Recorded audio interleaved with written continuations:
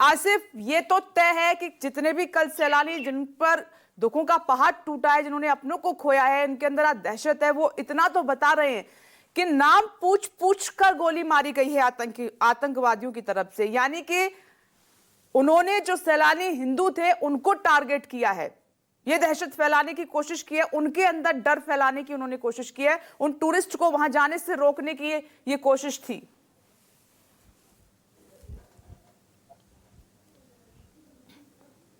देखिए, कश्मीर घाटी में ये इस तरह का पर्यटकों पर मशक कर एक तरह से नरसंहार पहली बार देखने को मिल रहा है।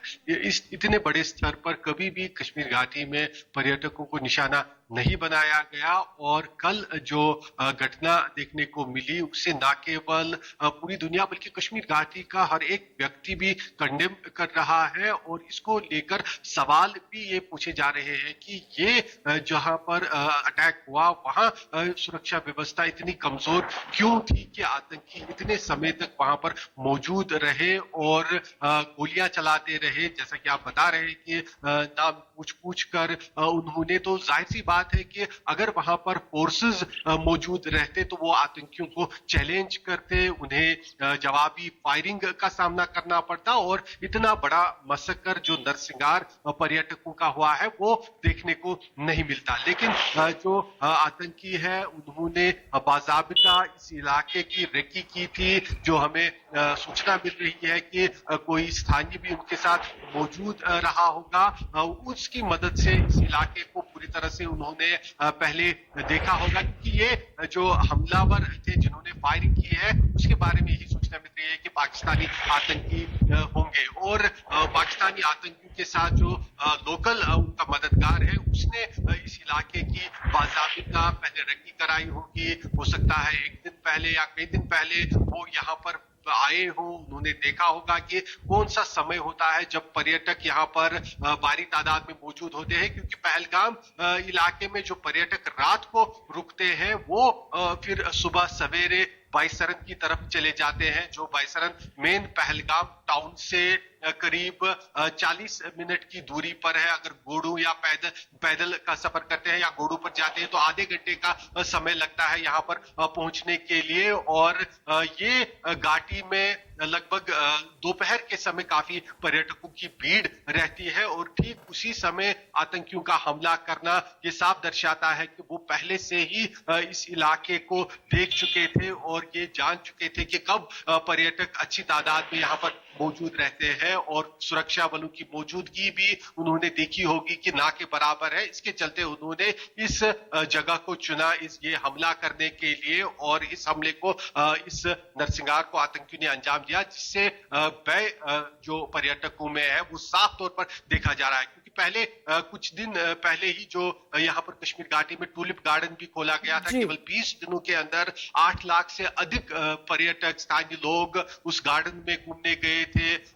करोड़ों की तादाद में जो सरकार द्वारा आंकड़े दिए जा रहे कि पर्यटक जम्मू कश्मीर पहुंच रहे थे। पिछले कई सालों से लगातार घाटी के अंदर हालात में सुधार के चलते पर्यटन फल फूल रहा था। और ऐसे में इस तरह का हमला करना सीधी सी बात है कि दर्शाता है आतंकी चाहते थे कि अपनी तरफ से न केवल वो मैसेज दे कि वो यहाँ पर अभी भी मौजूद है, बल्कि जब चाहे जहां चाहे वो इस तरह के बड़े हमलों का अंजाम भी दे सकते हैं। और एक तरह से सिक्योरिटी व्यवस्था को भी उन्होंने काफी हद तक चैलेंज किया। क्योंकि प्रधानमंत्री से लेकर गृह मंत्री और एलजी मनोज सिन्हा सभी ये बात पिछले कई सालों से कहते आ रहे हैं कि घाटी में हालात सुधर चुके हैं और आतंक की कमर टूट चुकी है। ऐसे में इस तरह का हमला होना उनकी तरफ से ये कोशिश है कि एक तरह से वो दर्शाए कि वो मौजूद है और इस तरह के बड़े हमलों को अंजाम दे सकते हैं। जी, आतंकी कमर तो तोड़ी है, यही कंगाल पाकिस्तान को पच नहीं रहा है। इसीलिए जो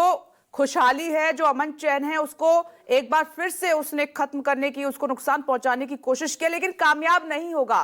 पंकज, पुलवामा जो अटैक हुआ उसके बाद भारत की तरफ से जो एक्शन हुआ, चाहे उरी हमले की हम बात करें, स्ट्राइक की बात करें, लगता है पाकिस्तान ने और उन आतंकियों ने सबक नहीं लिया।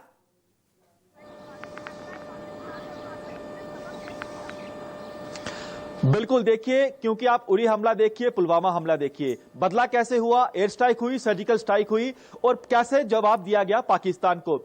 सूत्रों से ऐसी हमें जानकारी मिली है कि 17 ट्रेनिंग कैंप वहां पर चल रहे हैं और 37 लॉन्चिंग पैड पीओके में चल रहे हैं। सैकड़ों की तादाद में आतंकी मौजूद हैं। पाकिस्तानी सेना, पाकिस्तान की खुफिया एजेंसी आईएसआई, आतंकियों के कमांडर वहां पर आतंकियों को ट्रेनिंग दे रहे हैं। ये आतंकी अंतर्राष्ट्रीय सीमा एलओसी के बेहद नजदीक जो है वो पहुंचे हुए हैं।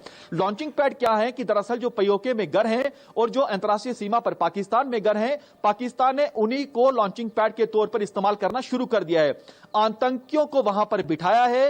रेंजर्स पाकिस्तानी सेना के हो या पाकिस्तानी सेना के जवान हो, बकायदा पहले रेकी करते हैं, फिर आतंकियों की घुसपैठ करवाने में मदद करते हैं। मकसद पाकिस्तान का यह है कि आतंकियों की ज्यादा संख्या में घुसपैठ करवाना, ताकि ये आतंकी जम्मू कश्मीर में ज्यादा आतंकी हमले को अंजाम दे सके। आतंकी घुसपैठ करने के बाद सीधे तौर पर उनको पता है कि हमारे बहादुर जवानों का मुकाबला नहीं कर सकते। अब आतंकियों ने जो है निहत्थे पर्यटकों पर निशाना बनाया है। उनको जो है चुन चुन कर उन पर गोलियां बरसाई है, टारगेट किलिंग की गई है। लेकिन जवान इसका बदला लेंगे और पूरा देश जानता है कि कैसा बदला लिया जाता है, क्योंकि पाकिस्तान ने कई बार इस तरह की कायरता को अंजाम दिया है। आपको बता दें कि जाहिर तौर पर इस हमले के बाद जो है जितने भी पर्यटक यहां पर जम्मू कश्मीर में मौजूद हैं, उनमें एक डर है। उनके जो परिवार वाले हैं वो भी खौफजदा हैं, चिंतित हैं।